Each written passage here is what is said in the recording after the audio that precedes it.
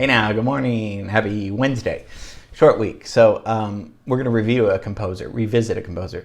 And not because I'm lazy, because these guys are so iconic, these composers that we've looked at, that they deserve a second, third, fourth viewing maybe. Who knows? Because we need to, how we learn things, repetition. We need a lot of, I don't understand things the first time, sometimes the second, but by the third and fourth of reading something, watching something, at least for me personally, I start to understand it. So that's why it's good to revisit. And we're going to revisit the King of the Waltz, because tomorrow we're going to see, and I do mention in this class this Mexican composer, but I don't want to get ahead of myself. But we're going to look at Johann Strauss II, because remember, his dad and his friend started waltzes a little bit, but didn't want any of his sons, as we'll see, to do that. But of course, as soon as dad dies, sons come in, Johann II starts taking over. So let's revisit, and then I'll do a little coda at the end.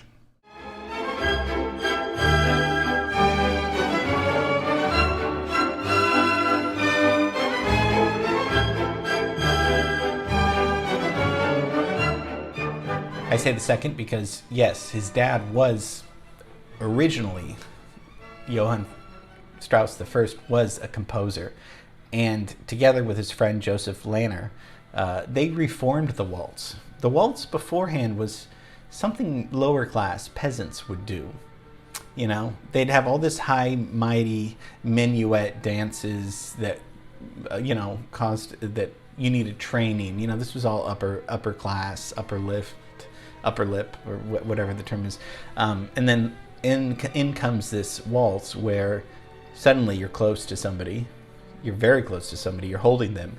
This caused a lot of scandals. So we're going to talk about the history of the waltz, but mostly about Johann Strauss II, because he mostly outwrote his father in terms of the quality of music. But his father set the groundwork for Vienna, for the Viennese waltz.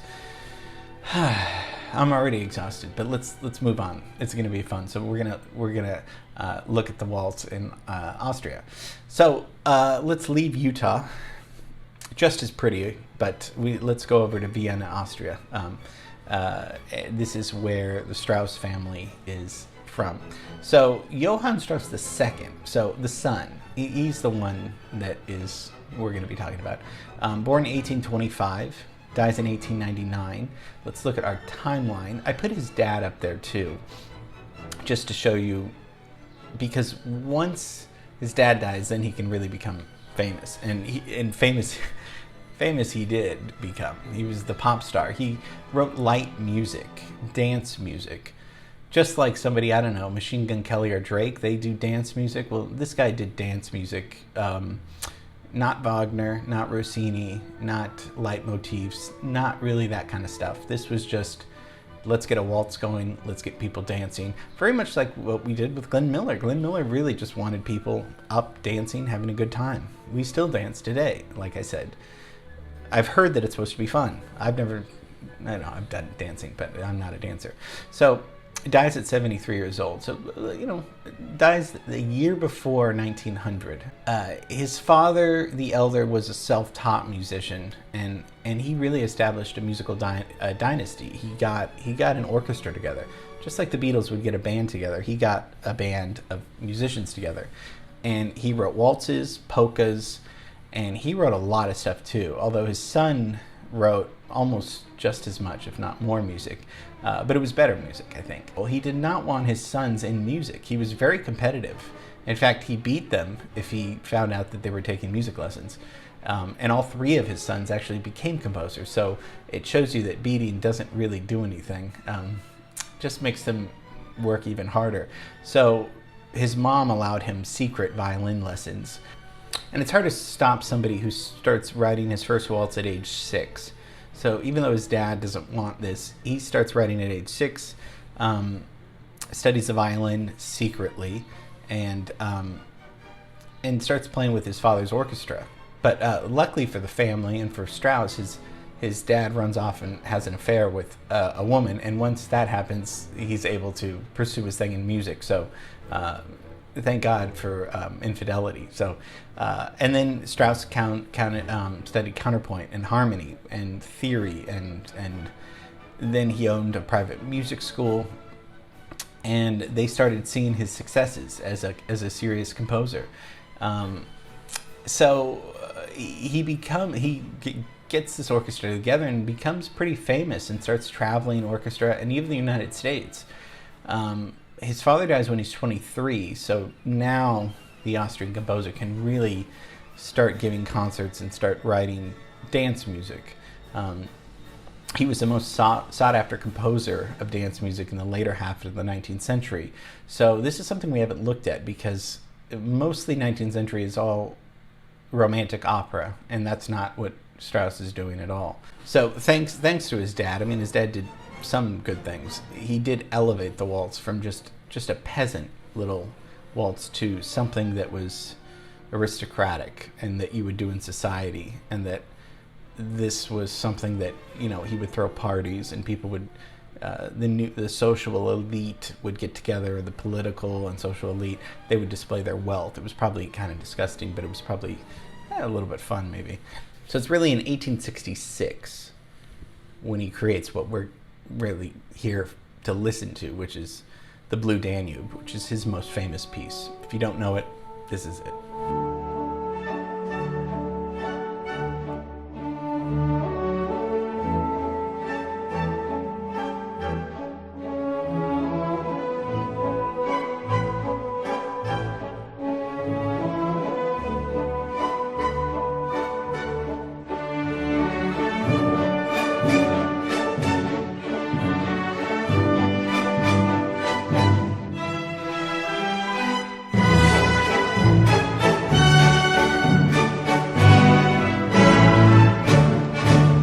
This is parodied, this is used in everything, of course in the famous Kubrick scene. So the first performance was in 1867 at the Paris World Fair, and this was a huge thing, but it flopped. You know why?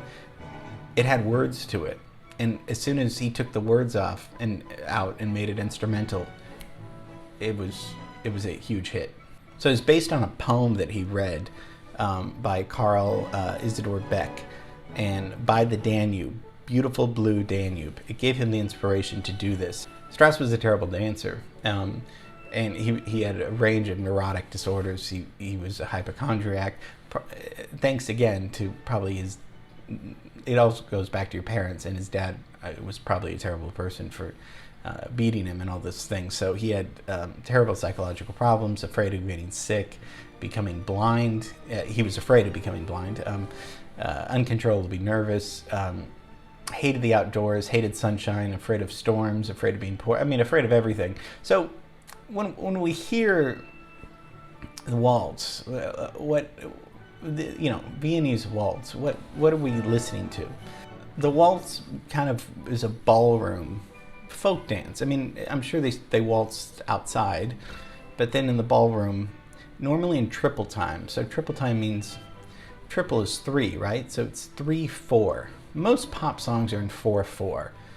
So it's 1 2 3 4 1 2 3 4 1. That's mostly all pop songs.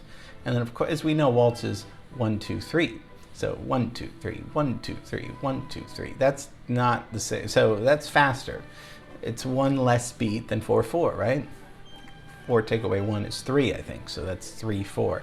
So the oldest waltzes were first danced in the location of today's Germany and Austria, all the way back in the 13th century. I mean, that's a long time. It was picked up by other countries shortly that, but before the waltz, people would dance because of religion.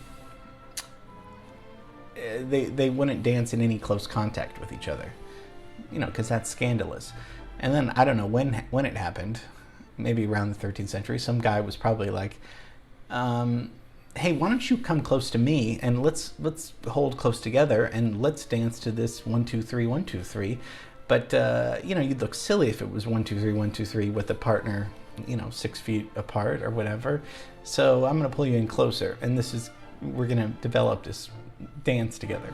But of course, I mean, the church hated this. Religious leaders regarded it as it was vulgar, it was sinful. The dance, I mean, was criticized. People were threatened with death for waltzing. This is as well as they should be too. But because, like I said, I mean, minuets, people, because Mozart, Haydn, Beethoven, they wrote waltzes, but they weren't waltzes like this. They weren't pop song waltzes like Strauss was writing. But by the time Strauss comes in, I think people are like, oh, we can. This is less scandalous, and we can hold each other close.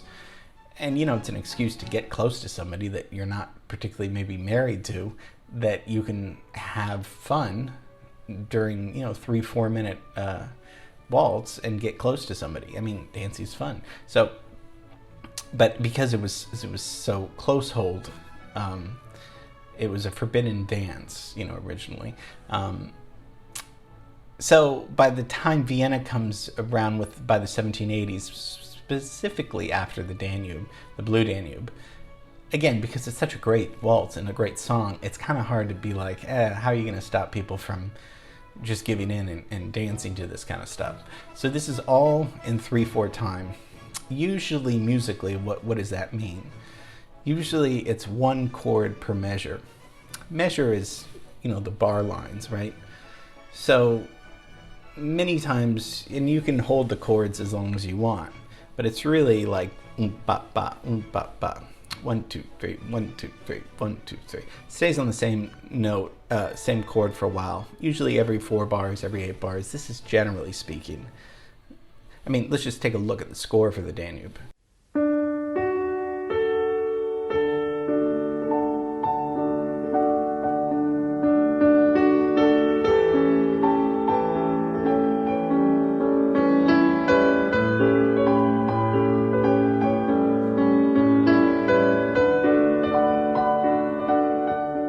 So the root of the chord, the tonic, like we've talked about, is always on the first beat with this kind of music. And then the higher notes, the upper notes, are going to be on accented on beat 2 and 3. So boom, bop, bop, boom, bop, bop. That boom, that first one, is going to be the root of the chord. And then the higher notes of the chord are on beat 2 and 3. It's really pretty basic and simple like that. Let's didn't even think Strauss was the only one in Vienna was the only one doing something like this. No, there was a Mexican doing this too. Joventino Rosas. He was a Mexican composer and violinist, and he wrote Over the Waves, which is he wrote this in 1888. So, 10 years or so after the Blue Danube. But Sobre las Olas. His best known work. And take a listen, see if it sounds Strauss-like to you. It does to me.